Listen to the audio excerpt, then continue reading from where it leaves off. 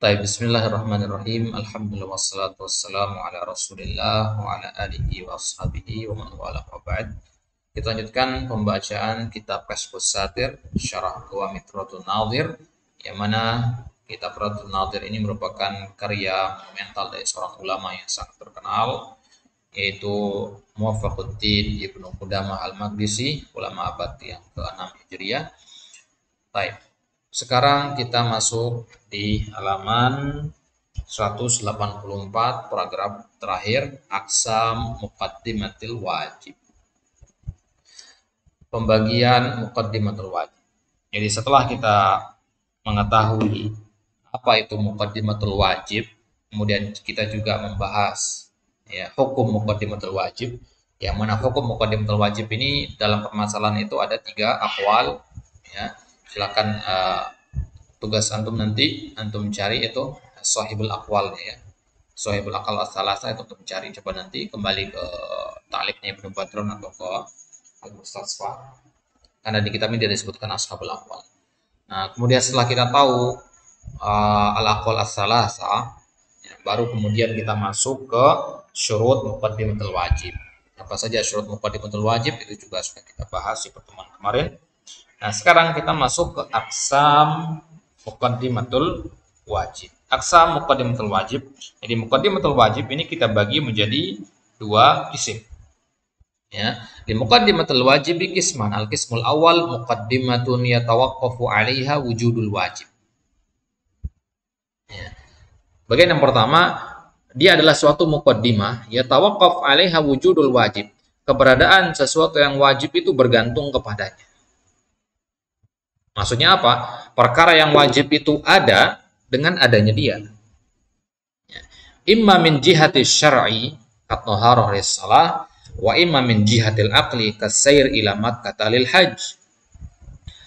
Entah ya tawakufnya itu dari sisi syariat, misalkan at-taharah lis-shalah, atau dari sisi logika, as-sair ila Makkah masalan, atau as-sair ila masjid lis-shalatil jamaah masalan. Nah, itu artinya sesuatu yang yatawaqqaf alaihi wujudu al-wajib. Baik. Jadi kan memang sebenarnya bagian yang pertama inilah yang sebenar-benarnya muqaddimatul wajib. Karena pengertian dari muqaddimatul wajib itu kan ma yatimu bihi illa ma yatimul wajibu illa bihi, kan. Berarti ya sesuatu yang yatawaqqaf alaihi wujudul wajib. Jadi antum harus garis bawahi di situ tadi kata wujud al-wajib. Ya, wujudul wajib. Nah, sekarang al-qismus tsani perbedaannya tipis. Yaitu ma yatawaqqaf alaihi al-ilmu biwujudil wajib. Nah, kalau tadi apa? Wujudul wajib, sekarang al-ilmu biwujud. Ya. Wa dzalika bi an la yumkin al-kaffu 'anil muharram illa bil kaffi amma laysa bi muharram fil asal fayajibu tarkuhu. Artinya adalah tidak mungkin kita meninggalkan sesuatu yang haram, al-kaff artinya menahan diri atau meninggalkan, illa bil kaffi amma laysa bi muharram, kecuali dengan menahan diri dari apa-apa yang tidak haram hukum asalnya. Fayajibu tarkuhu, maka tadi sesuatu yang hukumnya tidak haram itu jadi harus ditinggalkan. Misalkan ya zina, ya, itu adalah perkara yang muharram, cobaan. Ya, kita semua sepakat itu. Ya. Dan pacaran adalah perkara yang mengantarkan kepada perzinahan. Berarti perkara pacaran itu hukumnya haram. Ya. Sekarang perkara yang menuju pacaran itu misalkan komunikasi dengan lawan jenis, ya, chattingan dan sebagainya. Chattingan dengan lawan jenis itu hukum asalnya adalah laisa bimuharram, mubah dia. Ya, tidak ada perkara yang, selama tidak ada perkara-perkara yang diharamkan, hukum asalnya adalah mubah, istishab. Ya. Akan tetapi tidak mungkin kita bisa meninggalkan pacaran kecuali dengan meninggalkan chattingan, berarti meninggalkan chattingan itu hukumnya wajib. Apa maksudnya? Baik. Berarti ya bagian yang kedua ini bisa dilihat dari kebalikan dari balik ke bagian yang pertama tadi. Kalau bagian yang pertama ma yatawaqqaf alaihi wujud al-wajib, kalau sekarang ini ma yatawaqqaf alaihi al-ilmu biwujudil wajib. Mengetahui. Ya, coba sekarang kita lihat contoh-contohnya biar lebih jelas. Wa farra'u 'ala dzalika furu'an. Ya, lihat kasusnya. Ya, idza istabahat zaujatuhu bi ajnabiyah. Ya. Kalau terjadi kerancuan antara mana istrinya dan mana perempuan asing. Ya. Au talaqa muayyanatan min zaujataihi talaqan ba'inan tsumma nasiyaha. Atau dia punya dua istri dan dia mentalak salah satu dari kedua istrinya dengan talak bain. Talak bain itu talak 4, ya, yang nggak bisa rujuk lagi, ya, kecuali setelah menikah lagi. Ya. Kemudian setelah dia mentalak dia lupa yang mana istrinya yang telah ditalak. Paham maksudnya ini ya?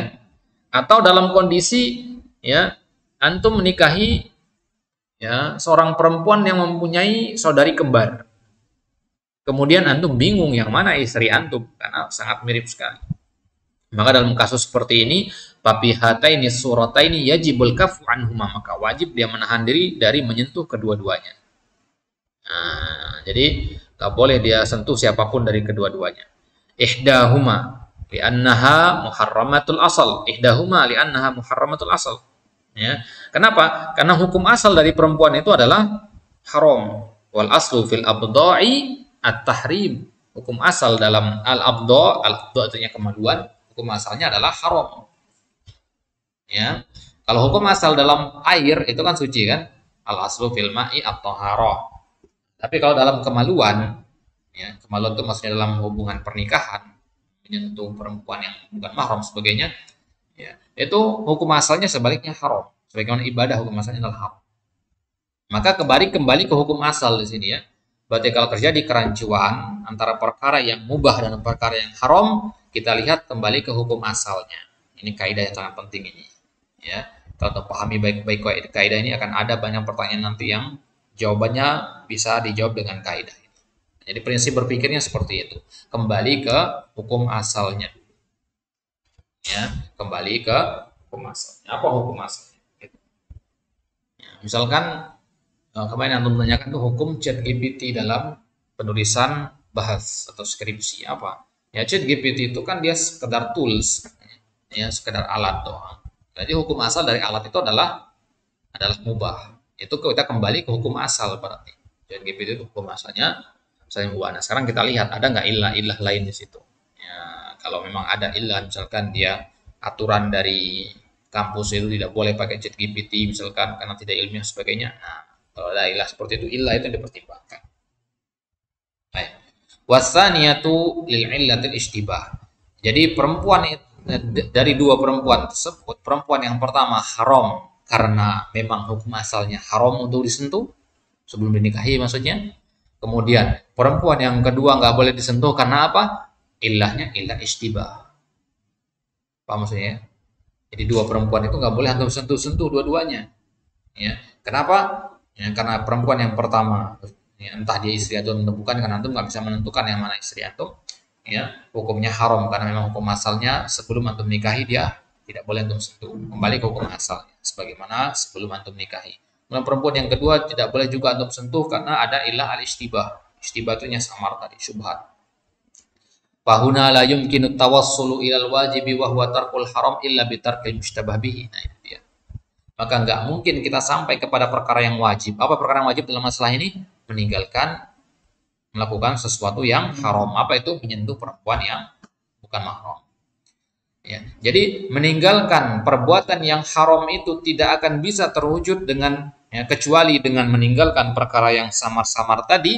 Maka berarti meninggalkan perkara yang samar-samar itu hukumnya wajib. Gitu. Ya, inilah kaidah ya yang diterapkan oleh para ulama salaf ya, sehingga mereka itu selalu mengedepankan sikap wara. Ya, wara itu artinya kehati-hatian ya. Jadi perkara-perkara yang mubah mereka tinggalkan, padahal mubah. Mereka tinggalkan karena apa? Karena khawatir itu akan mengantarkan kepada perkara yang haram.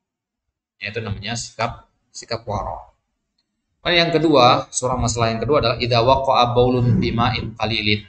wajib al-imtina' an istimalihi. Ya.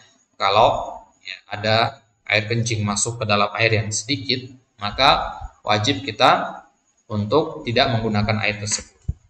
Padahal air tersebut nggak berubah sifat-sifatnya, tapi harus kita menahan diri untuk tidak menggunakannya. Kenapa? Ya, karena ya di situ kembali ke hukum asalnya air itu apa dulu?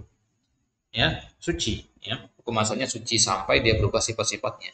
Tapi kalau masuk air kencing ke dalam air tersebut, ini konteksnya air yang sedikit ya. Kalau air yang banyak itu beda lagi. Yang di bawah 2 kullah gitu, airnya sedikit dan jatuh air kencing di situ. Nah, air itu kan air kencing ketika masuk ke dalam air itu kan ya apa namanya nggak langsung bercampur dengan seluruh gitu kan.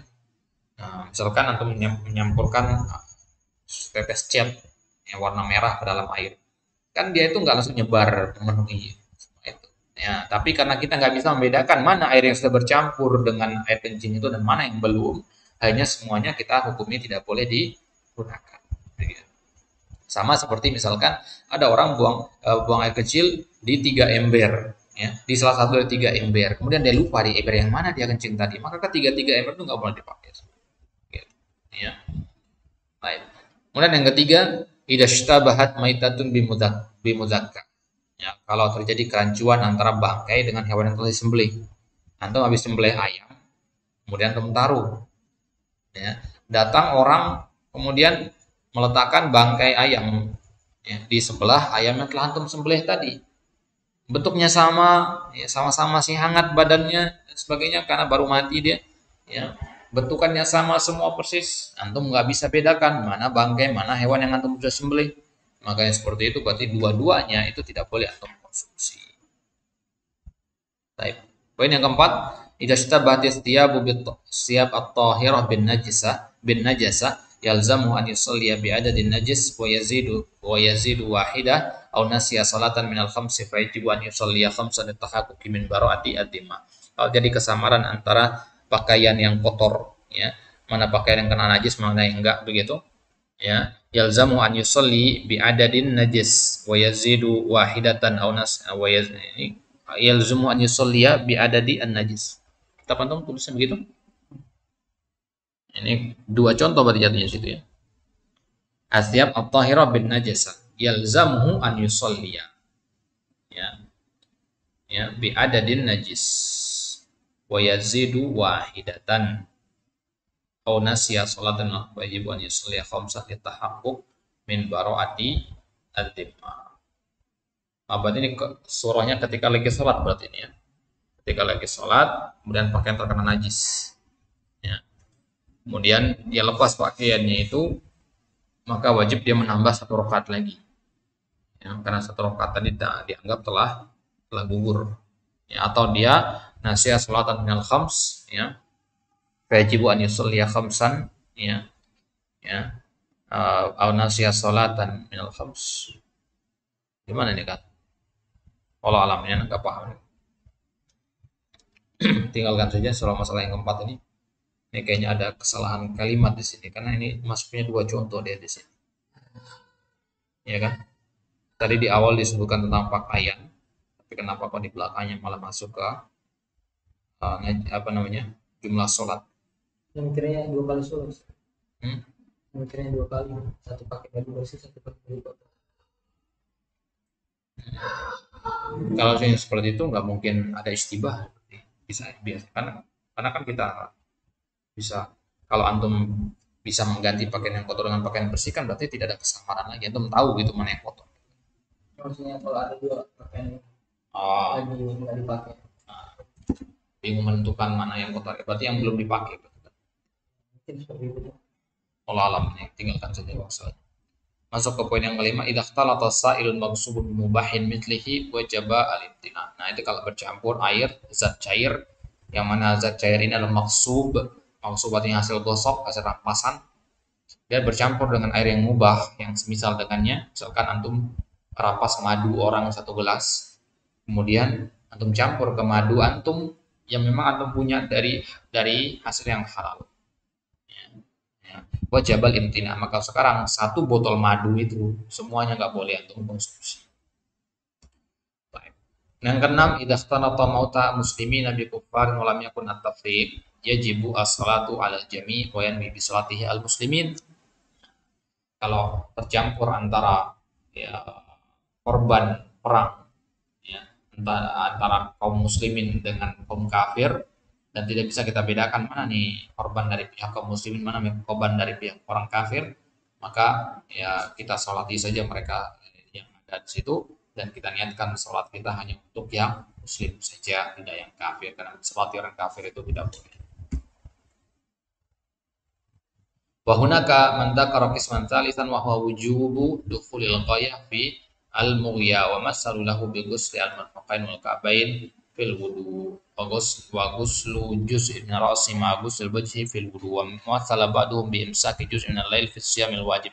Walakin hadzal misal la yadkhulu fi hadzal qismi li'anna imsaka juz'in min al-lail huwa min idkhalil bidayah la min idkhalil ghayah. Lianna siyama yabda'u min tulu'il fajri ila ghurubis syams wa ghurubus syams huwal ghayah la nihayatal lail wa yasihul misalu ala anna imsaka juz'in min al-lail yuqsadu bihi ba'da ghurubis syams la qabla tulu'i al-fajr. Baik, jadi ada pendapat yang menyebutkan ada bagian ketiga dari muqaddimatul wajib. Kalau bagian pertama itu kan ya ma yatawaqqaf 'alaiha wujudu al-wajib.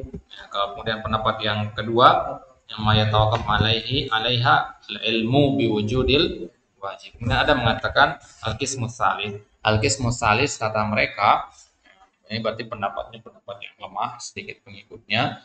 Pendapat yang ketiga ini mengatakan ya, wujub dukhulil ghayah fi al-mughayya. Wa masdalu lahu ya bighusl mirfaqain wal ka'bain fi al-wudu. Ya, contoh-contoh yang mereka sebutkan di sini, kata penulis di sini, ini bukan contoh yang tepat untuk dimasukkan ke dalam al-qismus salis. Ya, karena imsak juz'in minal lail huwa min idkhalil bidayah la min idkhalil ghayah. Karena menahan diri di sebagian malam itu bidayah, bukan ghayah. Nah, bidayah itu artinya awalan dari ibadah itu. Sebelum kita berpuasa itu kita imsak dulu kan. Baik. Ya, karena yang namanya puasa itu kan diawali dari terbitnya fajar sampai terbenamnya matahari. Maka terbenamnya matahari itu goyah. Ya, bidayahnya apa? Imsak itu. Ya. Wa yasihul misal ala anna imsaka juz'un min al-lail yuqsadu bihi ba'da ghurub syamsi qabla tulu'i al-fajr. Kelas berarti pembagian yang ketiga itu pembagian yang keliru, ya, pembagian yang kurang tepat. Nah, dia pakai contoh yang kayak akhirin buka, dia mengakhirkan buka, mengakhirkan juga contoh yang cocok buat ini yang kedua, isim yang ketiga ini bukan imsak pada awalnya, dia akhirin buka aman kebalik. Jadi mereka itu ya pembagian yang ketiga ini sebenarnya tepat kalau tepat contohnya gitu. Tapi mereka pakai contohnya bidayah semua bukan goyah gitu. Baik. Kemudian permasalahan di situ menutup ijastabahal mubah bil muharram hurrima. Ini kaidah ya. Ijastabahal mubah bil muharrami ya hurrima, jika tercampur atau samar-samar antara yang haram dengan yang mubah maka kedua-duanya diharamkan. Ini berarti kebalikan dari muqaddimatul wajib. Karena muqaddimatul wajib kan ma la yatimul wajibu illa bihi fa wajib. Berarti di sini ma la yatimmu tarkul harami illa bihi fa huwa wajib tarkuhu haram. Nah, hadhil mas'alah laha irtibatun bil mas'alati sabiqah. Ini apa namanya? Irtibatnya kuat. Li'anna tarkal harami wajibun. Ma yutawassalu bihi ila tarkil haram fa yakunu wajiban aidan. Meninggalkan yang haram itu hukumnya wajib, maka pengantar yang mesti kita lakukan agar bisa meninggalkan yang haram itu juga menjadi wajib. Ya. Al-amsilah sabaqa dzikru ba'diha qariban minha idza ikhtalatat ukhtuhu bi radha'in aw nasabin bi ajnabiyatin yuridu zawajaha.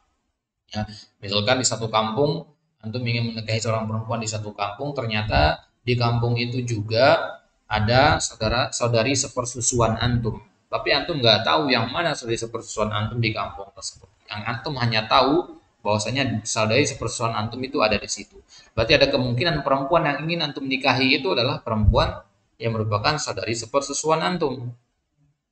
Ya, begitu juga ketika dia masuk ke suatu ruangan, ya, di situ ada istrinya, ya, dan dia tahu di situ juga ada perempuan asing. Ya. di ruangan itu dan ruangan itu gelap dan dia ingin menjima istrinya, ya, maka di situ dia harus menahan diri untuk menjima istrinya. Kenapa? Karena ya, di situ istibah, ya, samar di situ, yang mana istrinya, yang mana perempuan asing. Bihadaini al-misalain hurrimat alaihi al-isnatan. Al-ukhtu minan nasab al-radha hurrimat alaihi aslan wal ajnabiyah hurrimat bi'illatil ishtibah. Ini contoh yang tadi sama. Wa kadzalika fil mithal tsani hurrimat al-ajnabiyah bil asal waz zaujah bi'illatil ishtibah. Wa kadzalika law ikhtalatat maitatun bimudakka wa lam yakun at-tafriq bainahuma hurrimata al-maitah bi'illatil maut wal mudakka bi'illatil ishtibah. Wa kana dzalika kadzalik li'annana lam natawassal ila tarkil haram wa tarkuhu wajib illa bi tarki maltabasa bihi wa ikhtalata ma wa kana tarku maltabasa bil harami wuslatan, ya, pengantar wasilah ila tarkil haram, wa kana tarkuhu wajib. Ya, khilafun lafziyun qala qaumun al muzakkah waz zaujah wal ajnabiyah al murad az-zawaj minha halal walakin yajibu al kafu anha. Ada khilaf lafz dalam masalah ini. Sebagian kaum mengatakan al-muzakka, az-zaujah, al-ajnabiyah, al-muradu az-zawaju minha halal. Jadi maksud dari contoh-contoh tadi kata mereka adalah halal untuk dinikahi, walakin yajibul kafu anha.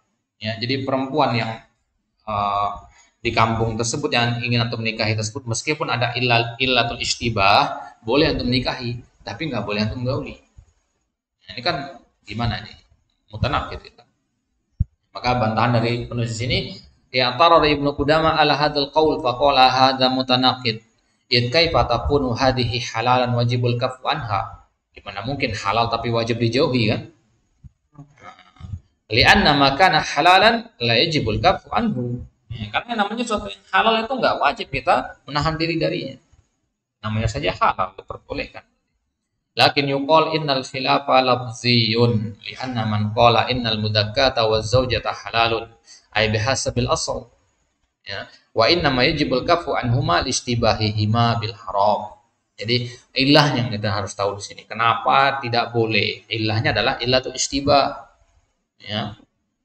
Wa ammal ajnabiyah wal ukhtu wal maitah fahiya haramun bil asalah fi nafsil amr bidalil syar'al asli libtidai atau istishabul hal, ya. Al ajnabiyah itu kan hukum asalnya memang haram, itu kan haram untuk disentuh. Wal ukhtu, ya, juga haram untuk dinikahi karena mahram, ya. Man wal maitah, ya, bangkai itu juga haram hukum asalnya berdasarkan dalil-dalil syar'i ibtidai, maksudnya istishabul hal. Paham teman istishabul hal? Ya, kondisi suatu sebelum adanya hukum syar'i. Ya, hukum asal sesuatu sebelum syariat menetapkan apa hukumnya.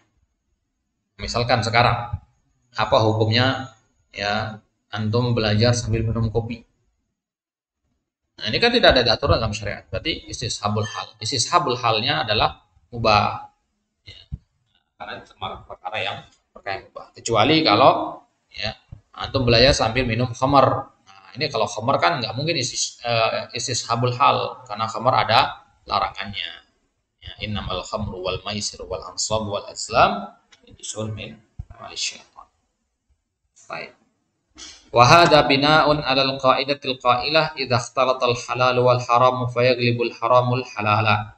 Nah, ini kaidah juga, ya. Ini dawabit namanya, dawabit fikih, ya.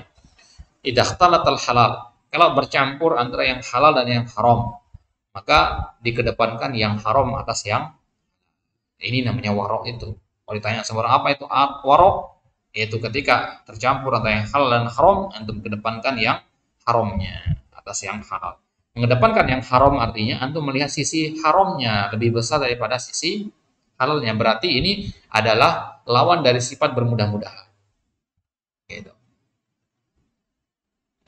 Fahuna yajibu al-ibti'adu an kilaihima li'anna al-muharrama bil asalah yajibu jitinabuhu wal yatimu ijtinabuhu illa bi ijtinabi mashtabaha bihi wa ikhtalata ma'ah wa ma la yatimul wajibu illa bihi fahuwa wajib. Berarti dari sini wajib kita tinggalkan kedua-duanya karena sesuatu yang haram memang dari sananya haram, memang wajib ditinggalkan.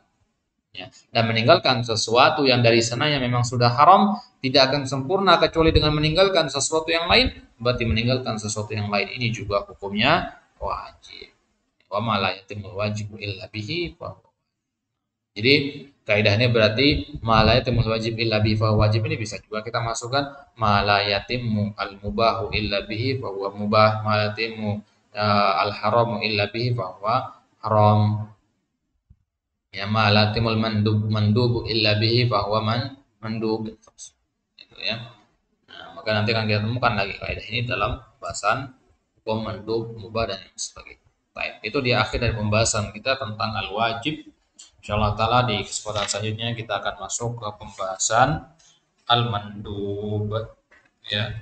Pembahasan tentang al-mandub, apa pengertian al-mandub, aksam al-mandub, insyaallah taala akan kita bahas dalam 4 halaman insyaallah nanti, atau 3 halaman. 3 halaman nanti kita akan membahas apa itu pengertian dari al-mandub, kemudian dalil-dalil ya, dari Al-Quran, dari Sunnah ya, kemudian